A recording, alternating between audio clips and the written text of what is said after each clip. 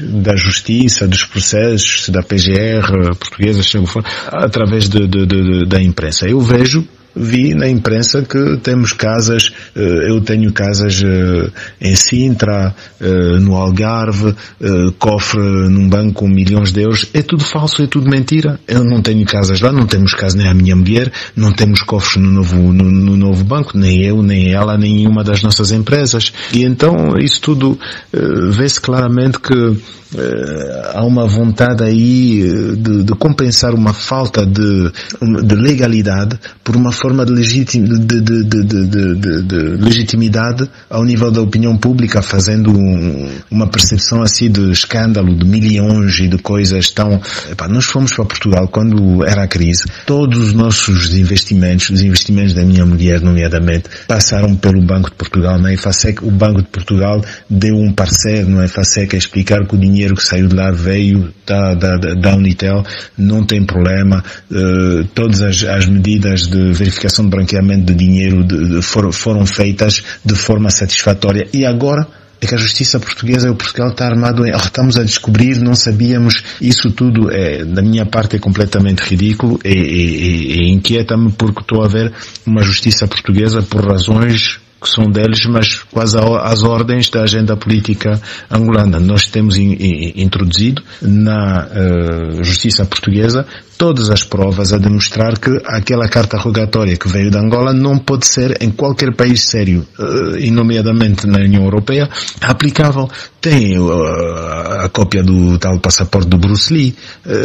A juíza pode dizer que não serviu, que era um pormenor, mas ela é que meteu lá dentro do dossiê, não fomos nós, não fui eu. O relatório também é completamente falso dos serviços de segurança. Também temos mostrado um documento que até é muito interessante, que é um documento que a SODIAM também usou, mas que consta do dossiê do julgamento de arresto em Luanda, que demonstra que não pode ter vindo de um ataque informático. Não foi o tal de Rui Pinto do Benfica que foi atacar as nossas o nosso sistema informático e que foi puxar esse documento, porque esse documento tem um pequeno número, que é o número da imprensa do nosso escritório em Lisboa, Avenida da Liberdade, ou seja, é um documento que foi fisicamente roubado. Então, imagine só o Rui Pinto de noite, sozinho, a vir roubar documentos físicos. Aquela história toda a dizer isso é um vigilante, quer o bem dos angolanos, que acha que os corruptos têm que ser expostos. Isso não... Mais alguns meses, pouco a pouco, essa teoria toda, esse filme todo, acho que vai começar a desabar. Em todo caso, nós não somos intimidados, nós somos organizados, vamos defender, somos inocentes e vamos prová-lo, vamos trazer todas as nossas peças e não vamos ser dignos realmente da herança política que é a nossa, e nós vamos ser dignos do José Eduardo Santos e assumimos essa posição mesmo, que vamos mostrar realmente caráter. E vamos defender. Eu tenho a informação de que o Governo quer estender o arresto dos vossos ativos na Galp. Na última sessão, entre as partes de um tribunal holandês, está a ser exigida a apresentação de provas da ilegalidade da vossa entrada na Galp. Quais têm sido os argumentos de razão, quer da Sonangol, o seu, e o que pede o tribunal holandês?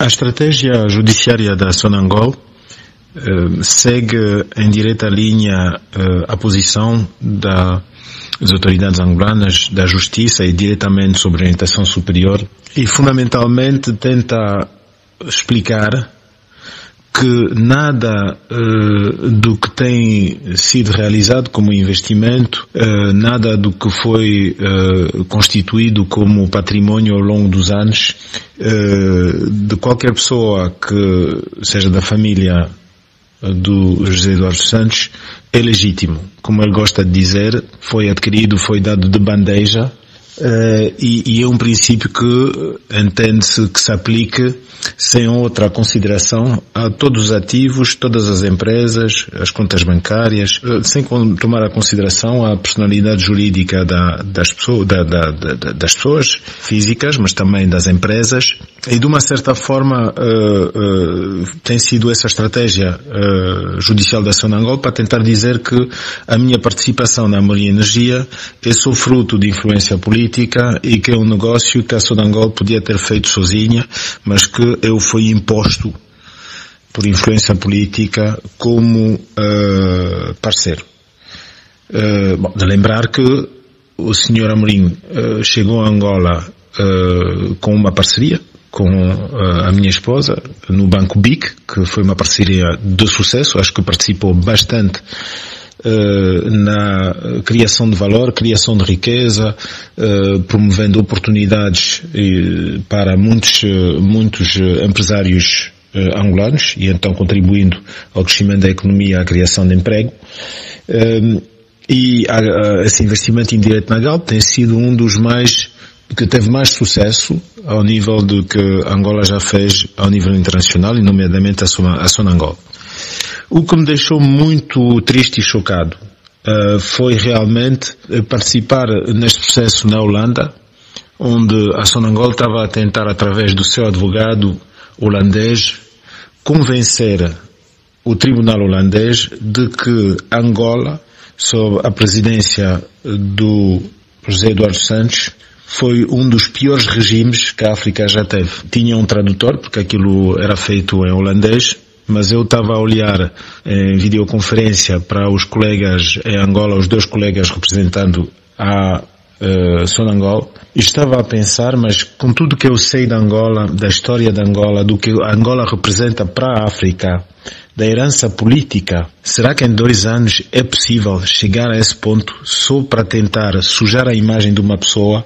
Esse símbolo de estar num estrangeiro, numa língua estrangeira, uma Sonangol, num país onde foi o MPLA que ganhou as eleições, que já em 2 anos, só para tentar sujar a imagem dele, e isso acho que não é de interesse de ninguém, não dignifica a imagem nem da governança atual, nem do MPLA, nem da África. Como é que reagiu às alegações da Sonangol, segundo as quais José Eduardo dos Santos promoveu nesta empresa o maior esquema de corrupção?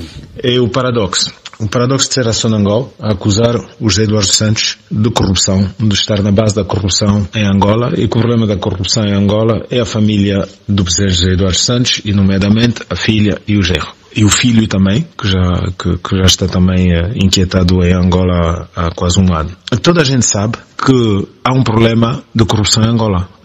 Houve um problema de corrupção em Angola. Que o facto de termos tido, no fim da guerra, um crescimento económico muito forte, tem criado muito investimento público, e que o investimento público acompanhou-se muito excessos, uma incapacidade de controlar a despesa, e muitos desvios.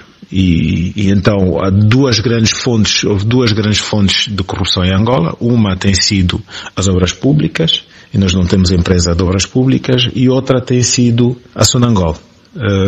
O facto de tornarmos numa potência petrolífera, com quase 2 milhões de barris, numa certa altura a $120, criou obviamente muitas oportunidades e uma grande autogestão, ausência de controle, digamos, de fiscalização da Sonangol.